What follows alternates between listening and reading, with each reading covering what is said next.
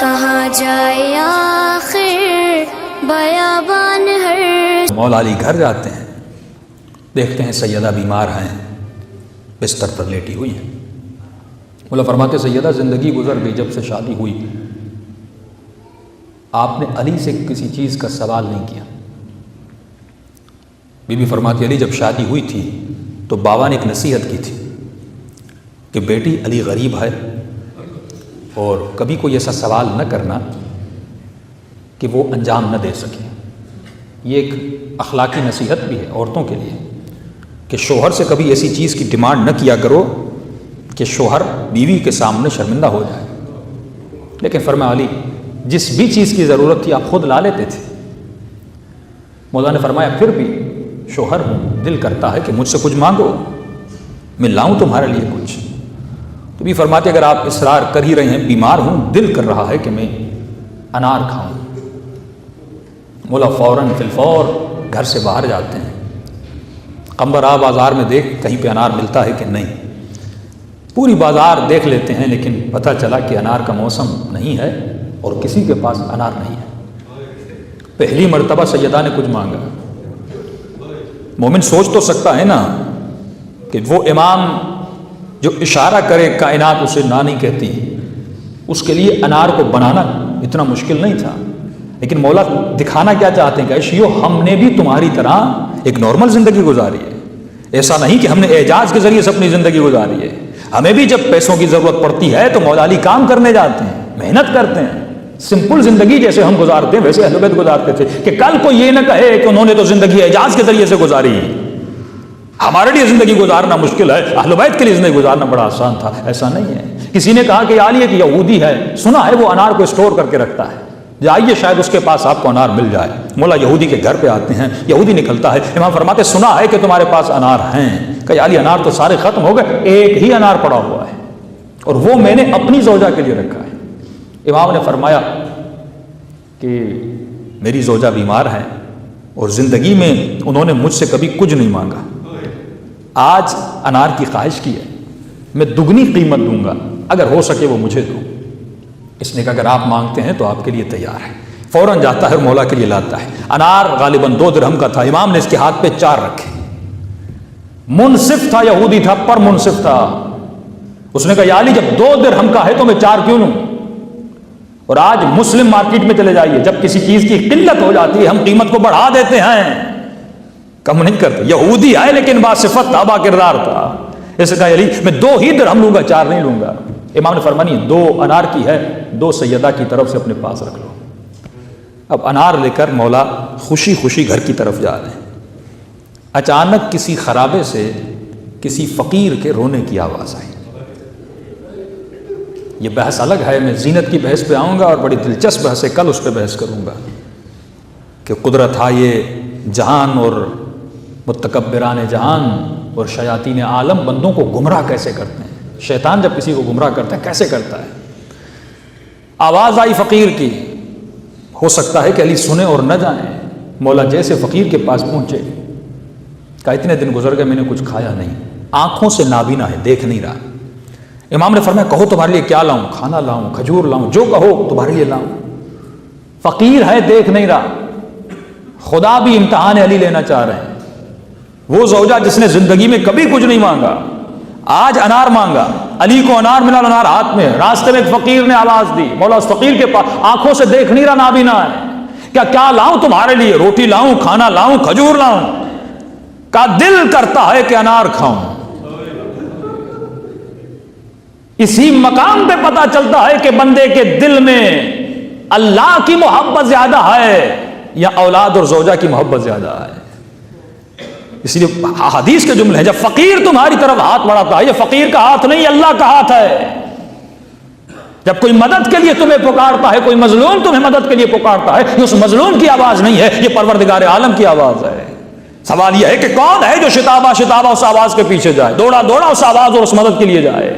کئی لوگ پوچھتے ہیں مولانا یہ پیشہ ور فقیر ہیں، فلاں ہے، ہم اس کو خیرات دے نہ دیں؟ علماء فرماتے ہیں تحقیق کرنا آپ کا کام نہیں ہے، اگر شک بھی پیدا ہوتا ہے دو، کم سے کم بھی رقم اسے دو۔ یہ صفت اللہ ہے، کسی کو خالی ہاتھ نہ لوٹایا کرو، شک ہے کم سے کم اس کو دو۔ تمہارا ہاتھ کسی کے ہاتھ میں جانا چاہیے، یہ نہیں کہ خالی ہاتھ لوٹنا چاہیے۔ فقیر نے کہا دل کرتا ہے انار کھاؤں۔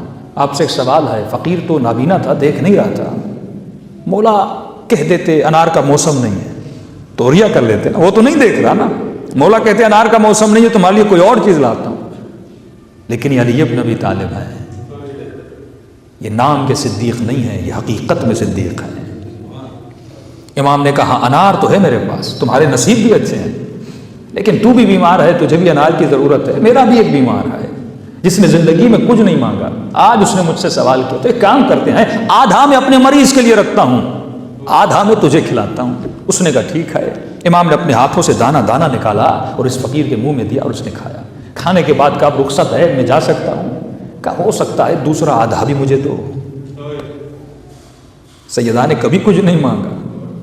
اب محبت زوجہ اور محبت خدا، ایک وہ ہے جو اللہ کا بھیجا ہوا ہے، یعنی خدا اپنی راہ میں کچھ مانگتا ہے، ایک طرف زوجہ کی محبت ہے، ایک طرف اولاد کی محبت ہے۔ مومن کہتا ہے مولانا توکل کہاں پہ کیا جائے؟ توکل نارمل زندگی کی حالت نہیں ہے، یجعل لہ مخرجا ویرزقہ من حیث لا یحتسب۔ جب بندہ توکل کرتا ہے تو راستہ خدا وہاں سے بناتا ہے جہاں سے اس نے تصور نہ کیا ہو، جہاں سے اس نے گمان نہ کیا ہو۔ جسے ہم کہتے ہیں بند گلی، جہاں پہ تمہیں کوئی راستہ نظر ہی نہ آئے، وہاں پہ مقام توکل ہے۔ کہ بیٹا بیمار ہے، بیوی بیمار ہے، سامنے رشوت مل رہی ہے، حرام کا پیسہ مل رہا ہے، اب یہ سمجھ رہا ہے اگر یہ پیسہ نہیں لوں گا بیوی مر جائے گی، بیٹا مر جائے گا، بالکل بند گلی ہے، کوئی مدد کرنے والا نہیں۔ یہاں پہ توکل کیا جاتا ہے۔ توکل یہ نہیں کہ 10 لوگ مدد کرنے والے ہوں اور کہو میں نے اللہ پہ توکل کیا، نہیں عزیزو، توکل وہاں پر ہے جہاں پہ کوئی راستہ نظر ہی نہ آئے، سامنے ایک دیوار کھڑی ہو جائے۔ اب خدا کہتا ہے میں وہاں سے راستہ بناؤں گا جہاں سے تو نے بھی نہیں سوچا تھا۔ یہ مقام توکل ہے۔ مولا علی نے توکل کیا، وہ آدھا انار بھی اس فقیر کو دے دیا۔ اب گھر جا رہے ہیں، سوچ رہے ہیں، زوجہ پوچھیں گی علی انار لایا؟ مولا کیا کہیں گے؟ ہاں ملا تو تھا لیکن راستے میں آ رہا تھا، کسی فقیر نے مانگا اور میں نے دے دیا۔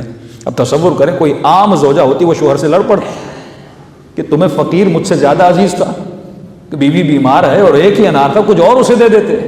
سب سے زیادہ راہ اسلام میں جو پرابلمز کریٹ کرتی ہیں وہ فیملیز کرتی ہیں، بیٹا بیٹی زوجہ رشتہ دار، کہ تمہارا کام کیا ہے، دین کے پیچھے لگے ہوئے ہو، دوسروں کو دیکھو انہوں نے زندگیاں بنا لی، گھر بنا لیے، گاڑیاں بنا لی، اور تم دین کے پیچھے لگے ہوئے ہو۔ یہی وہ مسائل تھے جو اہل کوفہ میں تھے کہ ہم تو حسین کی مدد کے لیے جانا چاہتے تھے لیکن بیوی روک لیتی تھی، بیٹا روک لیتا تھا، زوجہ روک لیتی تھی، اگر تم جاؤ گے تو ہمارا کیا بنے گا؟ تو سب سے زیادہ جو دین میں مسائل پیش آتے ہیں وہ فیملیز کے مسائل پیش آتے ہیں۔ لیکن مولا کو پتا تھا یہ کوئی عام زوجہ نہیں ہے، یہ سیدۃ النساء العالمین ہے، جیسے ہم فکری ہم آہنگی کہتے ہیں۔ معصوم فرماتے شادی اس سے کرو فکر تمہاری ملے۔ آج ہم سوشل لائف کو تو دیکھتے ہیں کہ سوشل لائف ہماری مل رہی ہے کہ نہیں، اگر میں پیسے والا ہوں وہ پیسے والی ہو، اگر میں غریب ہوں تو وہ غریب ہو، لیکن فکر کو نہیں دیکھا جاتا۔ سب سے زیادہ مسائل جو کریٹ ہوتے ہیں شادی ہونے کے بعد، جب فکر نہیں ملتی تو گھر میں جھگڑے ہوتے ہیں، جب فکری ہم آہنگی نہیں ہوتی تو گھر میں جھگڑے ہوتے ہیں۔ لیکن علی کے گھر میں کبھی جھگڑا نظر نہیں آئے گا آپ کو، کیونکہ فکر ملتی تھی، فکری ہم آہنگی تھی، لیکن توکل کیا خدا پر۔ مولا گھر میں داخل ہوئے۔ عجیب روایت کے جملے ہیں، جب گھر سے گئے تھے بیوی کے وجود میں اتنی طاقت بھی نہیں تھی کہ بسترے سے کھڑی ہو سکے، گھر کا کام کر سکے، لیکن مولا فرماتے ہیں جیسے گھر کے اندر داخل ہوا کیا دیکھا؟ سیدہ بالکل ٹھیک ہو چکی ہیں اور گھر کے کاموں میں مشغول ہے۔ تعجب سے مولا نے پوچھا سیدہ ٹھیک ہو گئی، کیا ہوا؟ تو فرماتی علی جو انار آپ نے بھیجے تھے اس میں سے میں نے ایک انار کھایا، اللہ نے مجھے شفا دے دی۔ مولا تعجب سے پوچھتے ہیں میں نے کب بھیجے؟ کہ یعنی تھوڑی دیر پہلے ایک شخص دروازے پر آیا اور اناروں کی پیتیاں دے کر گیا اور کہا کہ یہ انار علی نے سیدہ کے لیے بھیجے ہیں۔ یقیناً یہ وہی تھا جو بچپنے میں حسنین کا جھولا جھلاتا تھا۔ عزیزو یہاں پہ دو نتیجے نکلتے ہیں، ایک نتیجہ تو سب نے سنا ہوا ہے لیکن ایک نیا نتیجہ ہے۔ پہلا نتیجہ یہ ہے جب اللہ کی راہ میں ایک دیتے ہو خدا 10 کر کے واپس کرتا ہے۔ مولا نے ایک انار دیا، انار کی پیتی آ گئی۔ دوسرا یہ ہے اگر وہ یہودی والا انار مولا گھر میں لاتے اور سیدہ کھاتی، کیا اس میں شفا تھی؟ نہیں، لیکن جب وہ انار مولا نے اللہ کی راہ میں دیا، جب 10 انار گھر میں آئے اس میں خدا نے کیا رکھی؟ شفا رکھی۔ جب آپ فقیر کو 100 روپیہ، میرے پاس 100 روپیہ ہے، میں اس 100 سے گوشت خریدوں، مرغی خریدوں، جب یہ گھر میں آئے گی اس میں شفا نہیں ہے۔ اگر لیکن اس کو میں صدقہ دے دیتا ہوں اور اس 100 کے بدلے میں جو 1000 میری جیب میں آتا ہے، اس 1000 سے میں جو بھی چیزیں لیتا ہوں اور گھر لے جاتا ہوں، میرے بچوں کو کیا ملے گی؟ شفا ملے گی. اس لیے فرمایا کہ جب صدقہ دیتے ہو 70 بیماریاں 70 بلائیں گھر سے ٹلتی ہیں. آج تک مومن کو خمس کا فلسفہ سمجھ میں نہیں آیا. بھائی بیماریاں دور ہو جاتی ہیں, تمہارے مال میں برکت بھی آتی ہے اور شفا بھی آتی ہے. یعنی اگر سیرت اہل بیت پہ عمل کیا جائے تو جسم کو بھی شفا ملتی ہے, روح کو بھی شفا ملتی ہے. باتیں تو سمپل ہیں. میری آنکھوں سے جب آنسو بہتے ہیں, آنسو تو وہی ہے, رنگ بھی وہی ہے, ذائقہ بھی وہی ہے. اگر یہ آنسو بیٹی کے غم میں بہے, اگر یہ آنسو باپ کے مر جانے پہ بہیں, ان آنسوؤں کی کوئی قیمت نہیں ہے. لیکن وہی آنسو, رنگ بھی وہی ہے, ذائقہ بھی وہی ہے, اگر حسین کے غم میں بہے تو خریدار جناب فاطمہ بن جاتی ہے. یہی میرے قدم ہیں. اگر کراچی سے کسی اور شہر پیدل چل کے جاؤں تو ان قدموں کی کوئی قیمت نہیں ہے. لیکن یہی قدم اگر نجف سے کربلا پیدل جاتے ہیں, نہ گوشت بدلا, نہ ہڈیاں بدلیں, نہ وجود بدلا, قدم تو وہی ہیں. لیکن معصوم فرماتے ہیں اب ان قدموں کی خاک کو ملائک اپنے پروں سے لگاتے ہیں. اس لیے دعائے ندوہ کے جملے ہیں کہ میرے شیعہ علی منابر من نور, یہ نور کے ممبروں پہ قیامت میں بیٹھے ہوں گے. کیوں؟ کیونکہ ان کی نسبت کس سے ہے؟ حسین ابن علی سے ہے. نسبت کا احترام کریں, عزت اسی نسبت کی ہے.